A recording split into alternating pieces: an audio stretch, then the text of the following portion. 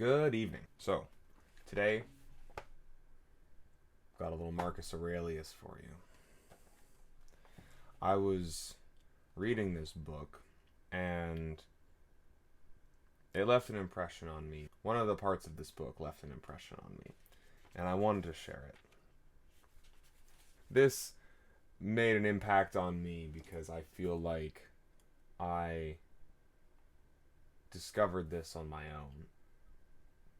And to see it articulated in the words of a Roman emperor makes me feel somehow. Let's just get on to the reading. Marcus Aurelius in Meditations, he says this. This is book 4, section 37. Very soon you will be dead. But even yet you are not single-minded, nor above disquiet, not yet unapprehensive of harm from without, not yet charitable to all men, nor persuaded that to do justly is the only wisdom. Isn't that amazing? Now, what I love about that is there was a period in my life where really all I thought about was the fact that I was going to die. It was the thought that was waiting for me behind every closed eyelid, every quiet moment. It was this constant staring into the void. And I didn't know what to do about that. I didn't know what to make of that. But now I look back and I feel grateful for it. You know, let's not kid ourselves. It's really awful to contend with your mortality. It's awful to contend with the mortality of the people that you love, like your parents or your siblings, your dear friends that you've known your whole time growing up. It's hard to contend with their mortality and your own.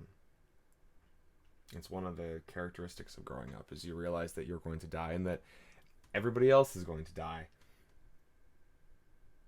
and that there's really not anything you can do about it. And you think, well, dying's something that happens to other people. And then as soon as you realize that other people are actually just as convinced that they are the center of the universe as you, and that nothing will ever happen to them the same way you are, that's when you realize, oh no, dying might happen to me too. It will, in fact. That's one of the reasons why I love meditation so much, because that's all Marcus really thought about. And one of the conclusions he arrived at was what I just read to you. Think about this. When you consider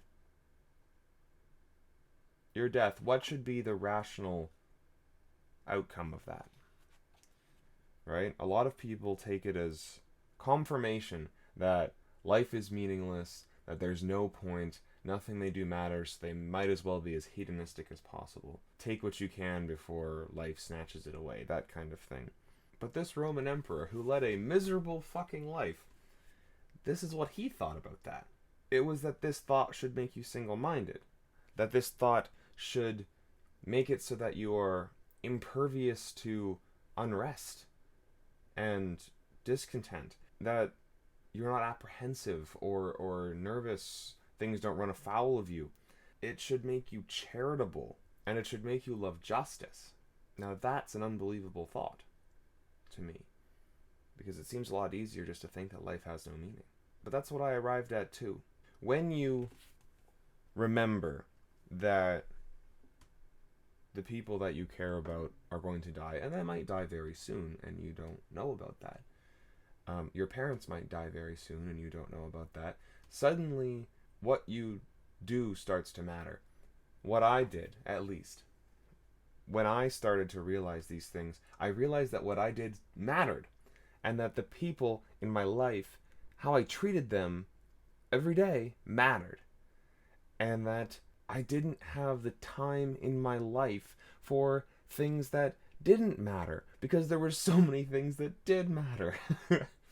Now that I thought about it like that, you can do some really brutal calculus and work out about how many times you see your parents a year as an adult, and then think, okay, about how many years do I think they'll be alive, and then you can work out how many more times you might get to see them.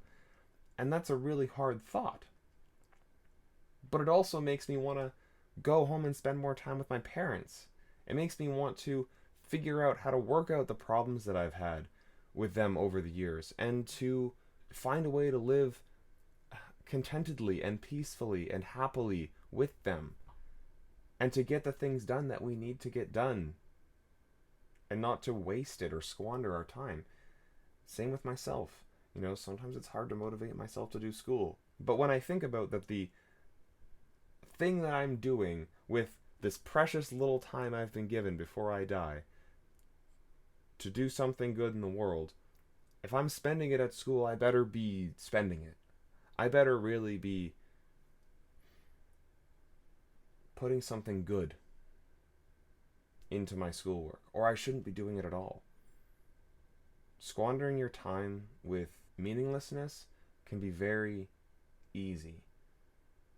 And that doesn't mean you always have to be productive. It's just that what you do shouldn't feel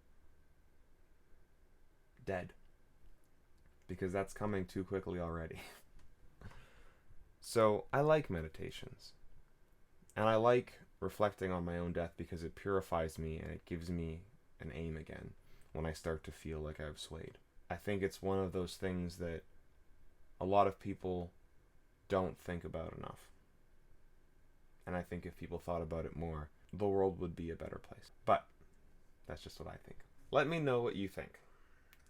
Do you think that it's an important thing to meditate on your mortality? Is that something you've done? What has it brought to you? Or maybe you disagree. Maybe you think that we shouldn't be spending our time meditating on our mortality, that it's more important for us to just live in the moment and enjoy ourselves and not give too much thought to that, because all it does is bring unhappiness. I could get behind that, or at least I can see why you'd think that. But either way, let me know. That's all. Have a good night.